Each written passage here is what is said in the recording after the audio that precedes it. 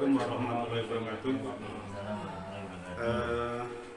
Bapak-bapak RT 9, RT 11 RW 9, Perumahan Tambak Rejo Asri, Desa Tambak Rejo, Kabupaten Jombang. Mohon izin, saya Eko Prasetyo dari Inspektorat Jombang. Saat ini saya sedang mengikuti proses sertifikasi penyuluh anti korupsi KPK. Jadi KPK itu punya dua divisi, satu divisi penindakan, satu divisi pencegahan. Divisi penindakan itu kaitannya dengan UTT, kaitannya dengan penyidikan. Kalau divisi pencegahan itu kaitannya dengan pendidikan dan sosialisasi.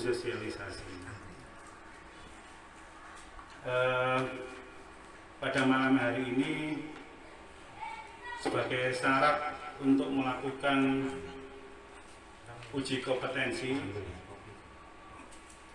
masing-masing penyuluh diwajibkan untuk melakukan penyuluhan 1 kali sebelum melakukan sertifikasi. Jadi mohon izin waktu 10 sampai 15 menit memberikan sedikit pemahaman tentang korupsi. Tema yang malam ini kita bahas adalah apa itu korupsi, kemudian contoh-contoh berbagai usaha mencegah dan menentang korupsi, serta tujuan akhir dari berbagai usaha mencegah dan menentang korupsi.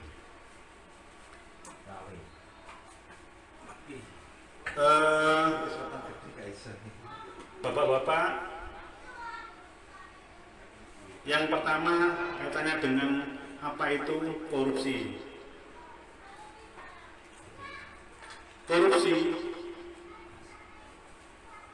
istilah Latin itu bahasa Romawinya, itu bermakna busuk, rusak, menyogok, menggoyahkan, memutar-balik. Kata-kata korupsi itu perilaku pejabat publik, politikus, pegawai negeri yang secara tidak wajar memperkaya diri sendiri, memperkaya mereka yang dekat dengannya dengan menyalahgunakan kekuasaan yang dipercayakan kepada mereka. Jadi sebelum mereka diangkat menjadi pegawai negeri, sebagai politikus, pejabat publik, mereka diangkat sumpah untuk menjalankan amanat rakyat, amanah kekuasaan, tetapi mereka tidak menjalankan dengan baik.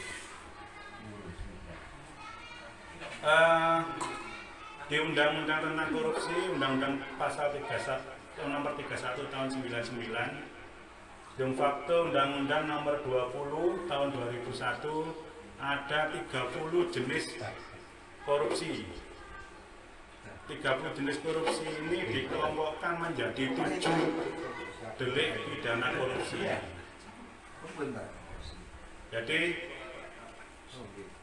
1, kerugian keuangan negara. Kerugian keuangan negara atau daerah ini artinya berkurangnya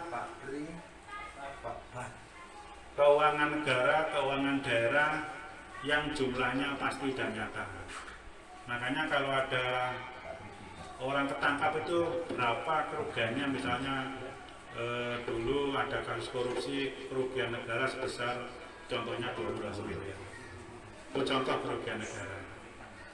Kemudian contoh delik yang kedua, suap menyuap.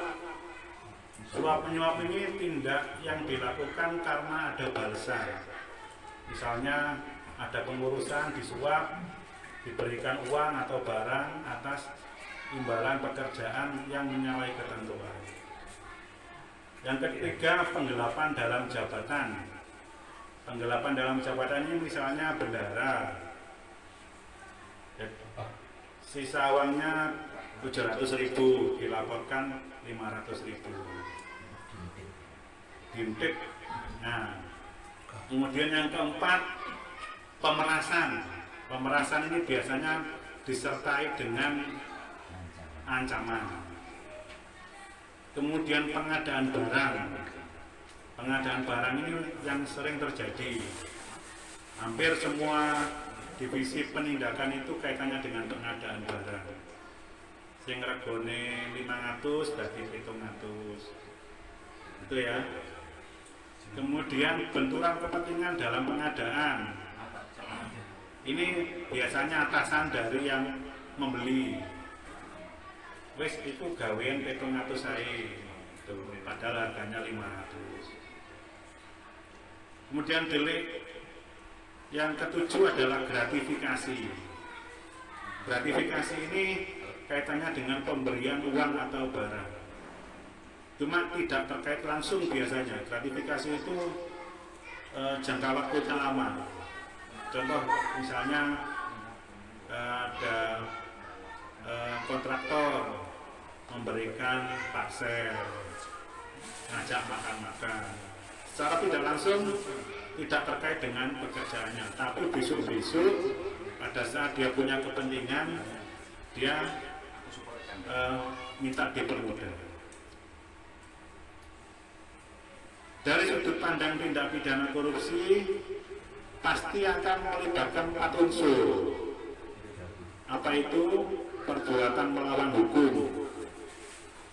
Jadi, korupsi itu mesti melawan hukum. Kalau tidak korupsi berarti tidak melawan hukum.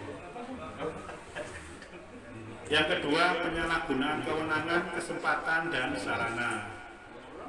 Memperkaya diri sendiri, memperkaya orang lain, dan korporasi-korporasi perusahaan. Merugikan keuangan negara atau perekonomian negara. Siapa yang dilibatkan? Pemerintah dan sektor swasta atau masyarakat sipil. Nah, yang jadi korban ini biasanya sektor swasta dan masyarakat sipil dengan korupsi. Kemudian yang kedua, contoh apa yang dilakukan oleh pemerintah terkait pemberantasan korupsi. Menegakkan hukum secara adil dan konsisten sesuai dengan peraturan perundang-undangan dan norma lainnya yang berlaku. Contohnya apa? Contohnya sekarang pemerintah memberikan kemudahan dalam pelayanan. Jadi setiap pelayanan diberikan SOP. Dari SOP diberikan kemudahan. Contohnya seperti sekarang bayar pajak STNK. Tanpa harus ke Satlantas, cukup ke KPI sudah bisa. Pelayanan ditingkatkan, korupsi berkurang.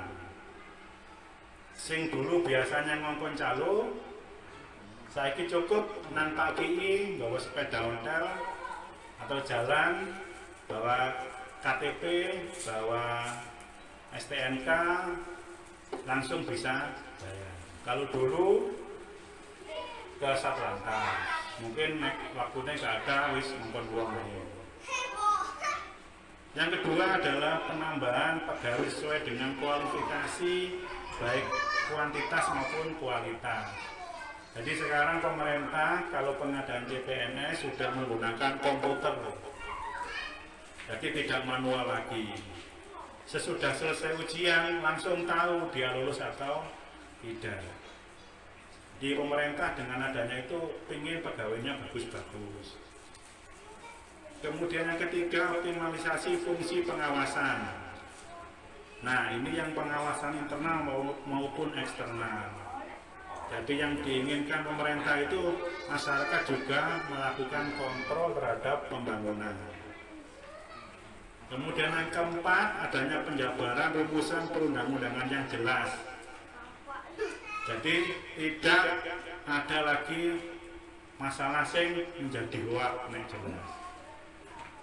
Kemudian yang kelima, semua elemen masyarakat, PNS, semua wartawan dan lain-lain mempunyai keberanian mengungkap penyimpangan secara objektif, kritis, dengan prinsip keadilan.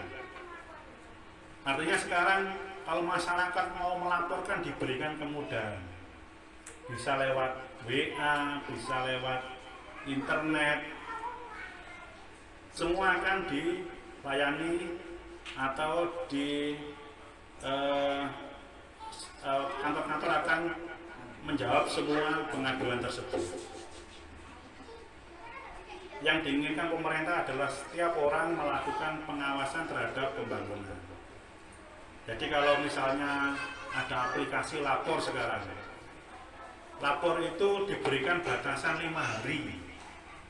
Ya Pak Heru ya, 5 hari kalau dia tidak menjawab pengaduan masyarakat akan diberi nilai yang buruk.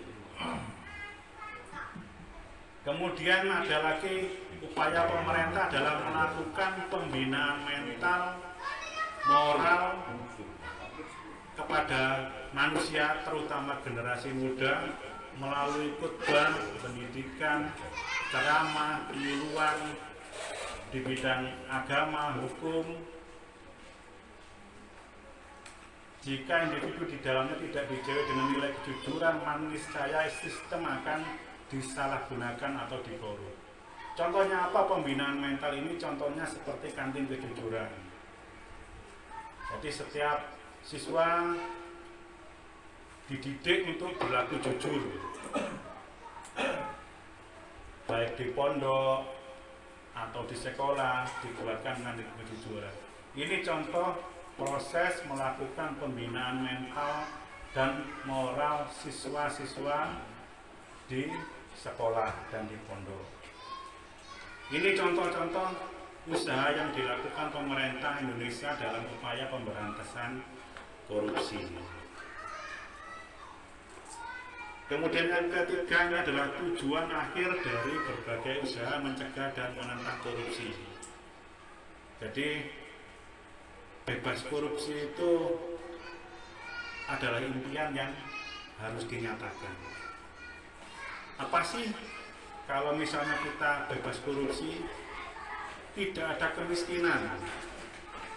Jadi uang yang dikorupsi digunakan untuk pemberantasan kemiskinan, memperluas lapangan kerja,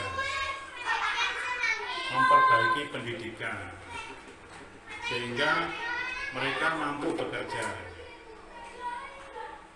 Yang kedua, anak-anak mendapat hak sekolah. Uang yang dikorupsi digunakan untuk pembangunan gedung, sehingga tidak lagi ada uang gedung. Digunakan untuk pembelian buku, sehingga tidak ada lagi membayar buku. Kemudian ketiga, kesehatan masyarakat terjamin. Nah, dengan adanya bebas korupsi, uang yang dikorupsi itu bisa digunakan untuk kesehatan masyarakat, penambahan JKN dan lain-lain, perbaikan rumah sakit dan puskesmas. Dan yang keempat, lingkungan asri. Lingkungan asri ini pembangunan yang berkelanjutan. Jadi baik itu jalannya bagus, lingkungannya bagus, itu bisa diperoleh jika tidak ada korupsi. Ini adalah bentuk berbagai usaha jika korupsi itu hilang. Jadi impian Indonesia bebas korupsi itu akan terwujud jika kita mau bersama-sama tidak berlaku korupsi atau membantu orang melakukan korupsi.